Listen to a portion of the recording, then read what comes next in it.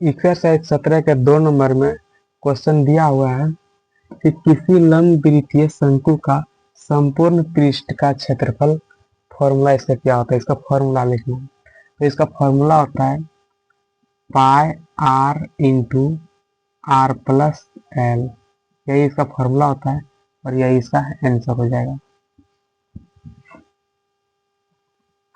Exercise 17 के 3 number में question दिया हुआ है कि यदि किसी लंबवृत्तीय शंकु और लंबवृत्तीय बेलन के आधार तथा ऊंचाई समान हो तो उनके आयतन में निम्नलिखित में से कौन सा संबंध होगा।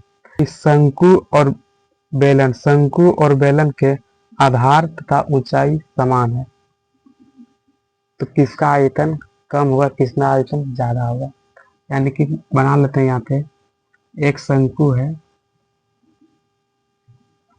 ये एक शंकु है, इसका ऊंचाई h मान लेते हैं और इसका त्रिज्या r है, और एक बेलन है,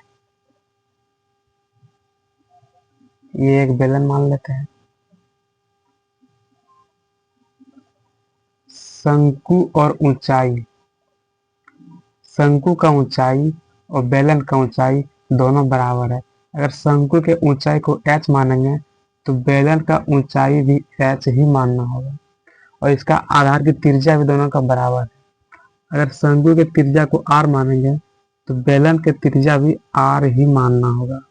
क्वेश्चन में ये चीज लिखा हुआ है, शंकु का त्रिज्या और बेलन की त्रिज्या बराबर है, शंकु का ऊंचाई बेलन की ऊंचाई दोनों बराबर है, तो इनमें से किसका आयतन ज्यादा होगा और किसका आयतन कम होगा। तो स्वाभाविक है कि शंकु का आयतन कम होगा और बेलन का आयतन ज्यादा होगा।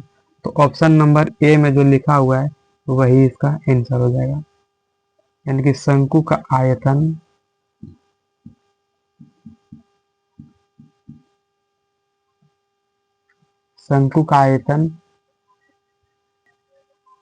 लेस देन बेलन का आयतन।